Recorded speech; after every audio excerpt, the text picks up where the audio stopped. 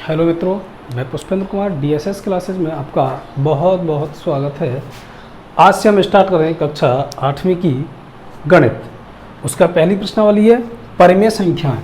परिमेय संख्याओं के अंतर्गत हमें 3 तरह की संख्याएं दी गई है। एक तो समवृत्त, एक दिया गया है साहचर्य और एक क्रम विनिमयता। तो पहले इन तीनों को समझते हैं। समवृत्त क्या होती है, क्रम विनिमयता क्या होती है और एक होती है हमारी साहचर्य। तो सबसे पहले जो मैंने टेबल बनाई है वो बनाई है समवृत्त के लिए। समवृत्त जो संख्या होती हैं वो प्राकृत, पूर्ण, पूर्णांक और परिमेय, इनके अंतर्गत आपसे पूछी जाएंगी। तो इसमें कहा है कि प्राकृत संख्या योग के लिए समवृत्त है या नहीं। तो समवृत्त का अर्थ, समवृत्त का मतलब है एक दूसरे को ढक लेना, पूरी तरह से ढक लेना। समवृत्त एक दूसरे को ढक लेना, इसका मतलब ये होगी यदि हम प्राकृत संख्याओं का योग करते हैं तो क्या वह प्राकृत संख्या ही आएंगी। पूर्ण संख्याओं का यदि हम योग करते हैं तो क्या वह संख्या पूर्ण ही संख्या आएंगी। तो ये अगर आती हैं तो वो समवृत्त के अंतर्गत हैं, और यदि नहीं आती हैं तो वह समवृत्त के अंतर्गत नहीं होंगी। यानी कि प्राकृत संख्या का योग प्राकृत संख्या ही होना चाहिए, तब तो वो समवृत्त है। यदि इसका योग प्राकृत संख्या के अलावा पूर्ण, पूर्णांक या परिमेय कोई भी बनता है तो उसका मतलब वो है समवृत्त नहीं है। जैसे एक ही समझा रहा हूं, बाकी आराम से समझ में आ जाएंगे। हम ले लेते हैं पहले कौन सी, प्राकृत। प्राकृत संख्या में योग लेते हैं भाई। प्राकृत संख्या मतलब होता है एक से चलकर अनंत तक जो संख्या जाती हैं वो क्या कहलाती हैं, प्राकृत संख्याएं। अगर संख्या आपको नहीं आती है तो इससे पहले मैंने एक वीडियो बनाई है, उसका लिंक मैं डिस्क्रिप्शन में दे रहा हूँ, वहाँ से संख्याओं के बारे में आसानी से सीख लीजिएगा। तो प्राकृत संख्याओं को योग करते हैं। प्राकृत एक से स्टार्ट होकर एक से आगे हम किन्हीं भी संख्याओं, 2 संख्याओं को योग कर लेते हैं भाई। 8 + 9 तो कितना आएगा, 17। तो इसका मतलब 8 और 9 दोनों प्राकृत संख्या है, इनका योग करेंगे तब भी कितनी आ रही है, प्राकृत संख्याएँ आ रही है भाई। तो इसका मतलब ये हो जाएगा कि अगर प्राकृत संख्याओं का योग कर रहे हैं तो वह समवृत्त के अंतर्गत आती हैं। यदि हम कर देते हैं क्या भाई, व्यवकलन यानी घटाव, कोई भी 2 संख्याओं का यदि हम घटाव करते हैं तो 4 में से घटा दिया कितना, 3, कितना आ गया 1। 4 में से 3 घटाया, बिल्कुल सही है, 1 आ जाएगा। लेकिन यदि हम छोटी संख्या में से 7 में से घटा दिया 10 तो कितने आएंगे, -3। जबकि माइनस वाली संख्या किस में आती हैं, जबकि माइनस वाली संख्या किस में आती है, पूर्णांक में आती हैं। प्राकृत में तो 1 से आगे होती हैं। इसका मतलब व्यवकलन क्या हो जाएगा, इसका समवृत्त नहीं होगा। इसी तरह हम गुणा करते हैं भाई प्राकृत संख्याओं का। यदि हम गुणा कर रहे हैं कोई भी 2 प्राकृत संख्या, यानी कि प्लस वाली 2 संख्या लेनी है कोई भी, 7 और 9 ले ली, 7 9 63, तो प्राकृत संख्या आ रही है। प्राकृत संख्या गुणा प्राकृत संख्या आ रही है, ये बात बिल्कुल सही है। अब भाग, 12 में भाग दिया कितने का, 3 का, 3 चौक के 12, बिल्कुल सही है भाई।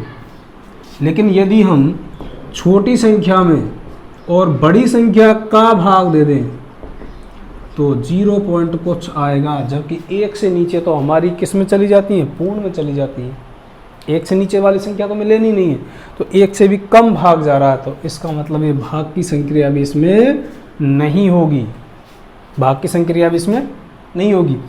प्राकृत संख्या में योग और केवल गुणा ही क्या है, समवृत्त है। बाकी व्यवकलन और भाग दोनों के दोनों ये प्राकृत संख्या में नहीं आते हैं। अब लेंगे हम पूर्ण संख्या में।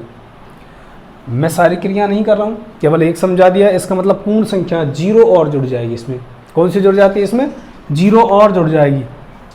तो इसमें भी क्या हो जाएगा, यस, अगर हम घटाएंगे माइनस वाली संख्या इसमें पूर्ण में चली गई, लेकिन माइनस तो आती नहीं, 0 तक ही शामिल है इसमें। वही ये जो सेम है इसका यही आ जाएगा भाई। अब करते हैं पूर्णांक संख्याएं। कौन सी ले लेते हैं, पूर्णांक संख्याएं। 2 तक तो हमने ले ली है, अब हम तीसरी ले लेते हैं, कौन सी, पूर्णांक संख्याएं। देखिए अगर हम पूर्णांक संख्याओं का योग करते हैं तो पूर्णांक संख्याओं को योग करेंगे तो माइनस हो चाहे प्लस हो, जोड़ेंगे तो माइनस तक आएंगे और प्लस में आएंगे, दोनों संख्या इसमें आ सकती हैं। इसी तरह व्यवकलन, क्योंकि हमारी माइनस वाली संख्या किस में आती है, पूर्णांक में आती है। गुणा भी करेंगे लेकिन इसका नहीं आएगा भाई, क्योंकि ये परिमेय संख्या इसकी बना सकता है बटे में। अब परिमेय संख्याओं की बात कर लेते हैं। परिमेय संख्याओं के बारे में क्या होगा, परिमेय संख्याओं में कोई भी संख्या में यदि हम योग करेंगे, बटे वाली संख्या में योग करेंगे तो बटे में आएंगी, तब भी हमारी क्या होंगी, पर में। घटाएंगे तो भी पर में, गुणा करेंगे तो भी पर में, लेकिन भाग में ये क्या हो जाएगी, समृत नहीं होगी। क्यों नहीं होगी, इसके लिए पर में संख्या, मान के चलिए कोई भी संख्या और अगर हम बटे में कर देते हैं 0, तो ये क्या होती है, अपरिभाषित होती है भाई। ये बताई थी कि मैंने पर में कि p बटे क्यू के रूप में होना चाहिए, लेकिन क्यू के रूप में 0 नहीं होनी चाहिए। अगर 0 आती है तो ये क्या होगी, अपरिभाषित होगी, ये परिभाषित नहीं कर पाएगी, इसलिए इसमें क्या होगा, ये परिमेय संख्या समृत के अंतर्गत क्या होंगी, समृत नहीं होंगी भाई। क्रम विनिमयता, समृत का अर्थ था एक दूसरे को ढक लेना, जैसी संख्या उसी के अनुरूप आनी चाहिए, लेकिन अब इसका मतलब क्या हो जाता है, क्रम विनिमयता। क्रम विनिमयता, क्रम को इधर उधर कर देना, क्रम बदलकर उत्तर समान आना, ये होता है क्रम विनिमयता। क्रम बदलकर उत्तर समान आना, ये होना चाहिए भाई इसमें। अब प्राकृत संख्या दे रखे, प्राकृत के लिए हम पहले समझते हैं, एक की को प्राकृत नहीं करके, अब पहली बार हमने प्राकृत लिया, अब की बार पूर्ण ले लेते हैं, जो आपको उचित लगे वो ले सकते हो, उसमें से सभी के लिए पूर्ण संख्याओं के बारे में बात करते हैं। लेकिन शर्त क्या रखी है उसने पूर्ण संख्याओं के लिए, या पूर्ण हो, प्राकृत हो, पूर्णांक हो, परिमेय, किसी के लिए क्रम विनिमयता, हम पूरा क्रम चेंज करके हमारा उत्तर वही आना चाहिए जो क्रम नहीं बदल कर आता है, तब हमारी क्रम विनिमयता के अंतर्गत आती है। पूर्ण संख्या 0 से स्टार्ट होकर अनंत तक जाती है। तो पूर्ण संख्याओं का योग करते हैं भाई, कोई भी दो संख्याओं का योग करते हैं, 4 + 3 बराबर कितना आ गया, 7। अगर इन दोनों का क्रम बदल दें, 3 + 4 तब भी कितना आ रहा है, 7।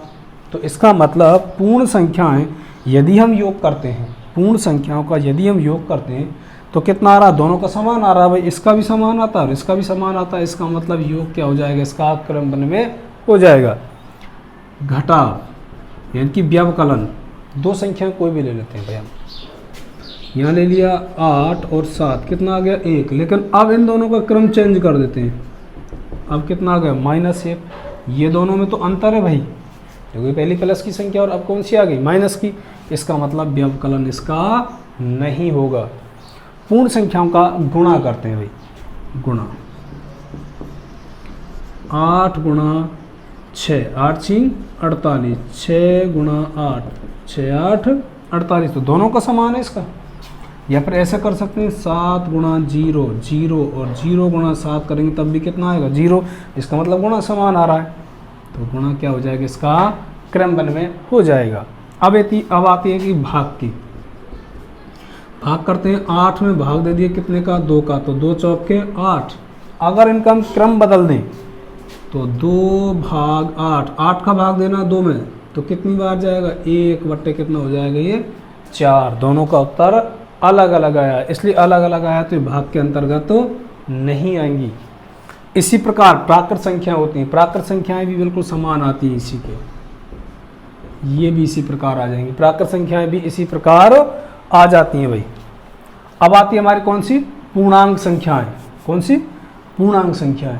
ये भी देखो, यदि योग आता है तो इसका मतलब कन्फर्म है कि गुणा भी आएगा, क्रमबद्ध में हो, समृत हो, चाहे कोई सा भी हो। यदि योग आता है तो गुणा भी आएगा, व्यवकलन आता है तो भाग 99% आता है, व्यवकलन और भाग में थोड़ा अंतर हो जाता है। फिर इसमें पूर्णांक दे रखा है, इसमें नहीं। और पर के बाद आती है परिमेय। परिमेय संख्याओं में भी क्या होता है भाई, यही होता है, सबका इसमें समान है, यानी कि व्यवकलन और भाग एक जैसे, और योग और गुणा। यदि योग आता है तो गुणा भी आएगा, और व्यवकलन आता है तो कौन सा आएगा, भाग भी आता है।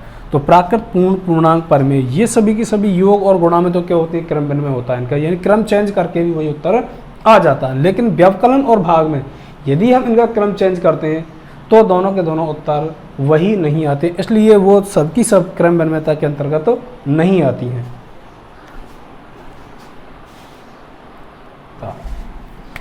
या सहचर्यता या सहचर्यता। सहचर्यता का मतलब होता है कि एक पद को दूसरे में मिला लेना। एक पद को दूसरे में मिलाकर जो उत्तर उसका पहले आ रहा था वही उत्तर उन पदों को एक दूसरे में मिलाकर भी आना चाहिए। तो कोई भी एक संख्या के लिए समझ लेते हैं हम भाई, किसी भी एक संख्या के लिए मान के चलिए। अब की बार हम समझ लेते हैं किसके लिए, पूर्णांक संख्याओं के लिए समझ लेते हैं इसको, क्योंकि प्राकृत, पूर्ण, पूर्णांक, परम किसी भी एक के लिए ध्यान रखना। इसका अर्थ क्या है, पद को एक दूसरे में मिला लेना। परि में पूर्णांक के लिए लेते हैं भाई, हम पूर्णांक के लिए योग करते हैं। इसका अर्थ यह है कि यदि हमारे पास में a प्लस बी प्लस सी, अब जो भी उत्तर आएगा इसका उत्तर भी ऐसे आना चाहिए a प्लस बी प्लस सी। इस कोष्टक को अब यहाँ डाल देते हैं, तो दोनों का उत्तर कैसा आना चाहिए, समान आना चाहिए। इनकी जगह पर कोई भी हम डिजिट सोचते हैं, लेकिन क्या पूर्णांक में सोच लेते हैं भाई। हमने सोच लिया 4 प्लस 5 और प्लस में 6, तो अब जो चेंज होने वाला है 4 प्लस 5 प्लस 6। अब कोष्टक 4 5 पे था, इधर कर देते हैं, इनका उत्तर निकालते हैं। 4 5 9 प्लस 6 बराबर, इनका दोनों कितना आ जाएगा 15। यहाँ जोड़ेंगे 4 प्लस 5 और 6 11, 11 और 4 कितने हो जाएंगे 15। इसका मतलब ये कैसे आ जाएंगी, पूर्णांक संख्याएं सभी साचर्य के अंतर्गत आ जाती है। इसकी जगह पे अब लेते हैं व्यवकलन। क्या लेते हैं, व्यवकलन, यानी घटाव।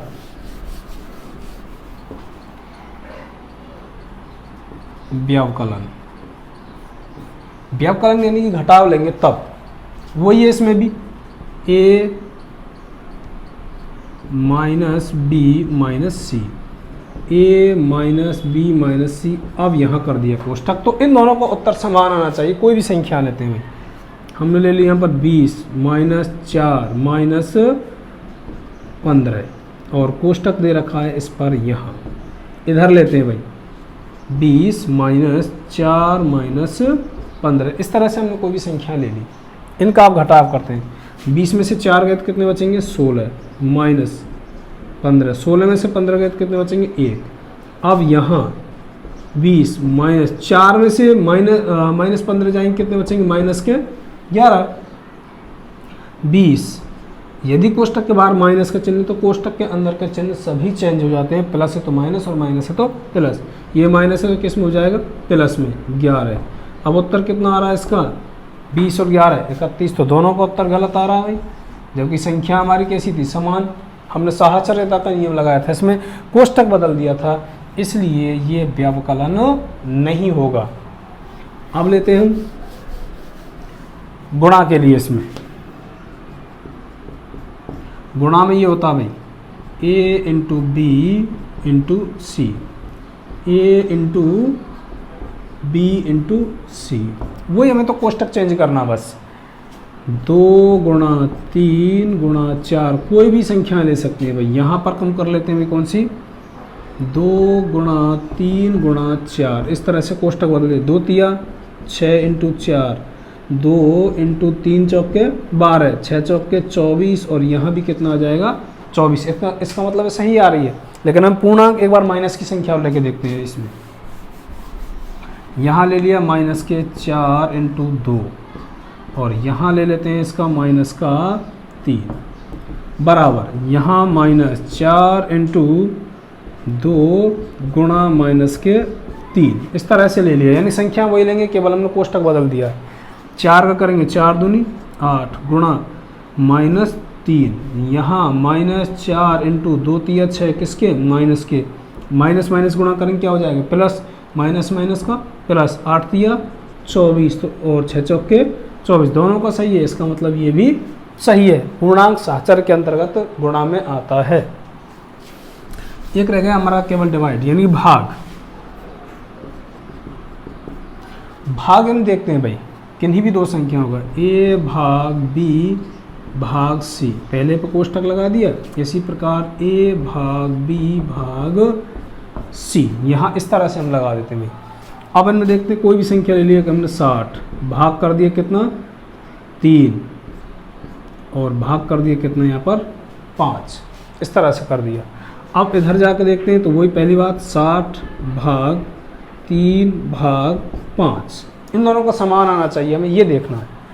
यदि हम 60 का भाग 60 में 3 का भाग देंगे कितना आ जाएगा 20 × 60 भाग कितना आ गया 5। अब 5 का 20 में देंगे 5 चौक के 20, ये आ गया भाई। यहाँ देखते हैं 60 भाग 3/5, ये हो जाएगा इसका, क्योंकि 3 में भाग देना है किसका 5 का देना है। अब यदि हम कोष्टक खोल लेते हैं भाई 60 भाग 3/5, तो भाग को हम चेंज कर देते हैं गुणा में 5 बट्टे कितना आ जाएगा 3, और 20 दिया 60, 20 पंजे कितना आ गया 100, जबकि यहाँ कितना आना चाहिए था 4, दोनों को दोनों में अलग अलग आ रहा है, तो इसलिए भाग की संक्रिया साहचर्य के अंतर्गत तो नहीं आएगी। अब बाकी देख लेते हैं भाई, योग सभी में आता है, योग आएगा तो ध्यान रखना गुणा भी आता है, भाग सभी का नहीं आता भाई, और व्यवकलन भी साहचर्य के अंतर्गत नहीं आता। इन तीनों टेबलों को आप थोड़ा सा ध्यान से पढ़ेंगे, तीनों का केवल हमें अर्थ समझने की आवश्यकता है। समृद्ध जैसी संख्या है, यदि हम उसकी कोई संक्रिया करते हैं तो वही संख्या आती है समृद्ध के अंतर्गत है। और क्रम विनिमयता क्रम चेंज करना है, केवल उनको पदों को उठा करके इधर उधर रखना है, और साहचर्यता में कोष्टक को हमें बदल करके लिख देना। यदि उत्तर वही आता है तो साहचर्य के अंतर्गत है, और नहीं आता तो वो साहचर्य के अंतर्गत तो नहीं है। बाकी हमें एक शॉर्ट चीज़ याद रखनी है इसमें, कौन सी वाली, ये चाहे समृद्ध हो, चाहे क्रम विनिमयता हो, या फिर साहचर्य हो, ये तीनों के तीनों योग और गुणा में सभी संख्याएं इनके अंतर्गत आती हैं। भाग और व्यवकलन में कुछ एक संख्या पूर्ण आती है एक बस, वो भी किसके अंतर्गत आती है, शुरुआत में जो हमने लिया था समृद्ध, उसके अंतर्गत। बाकी सभी में व्यवकलन और भाग भी नहीं आते हैं।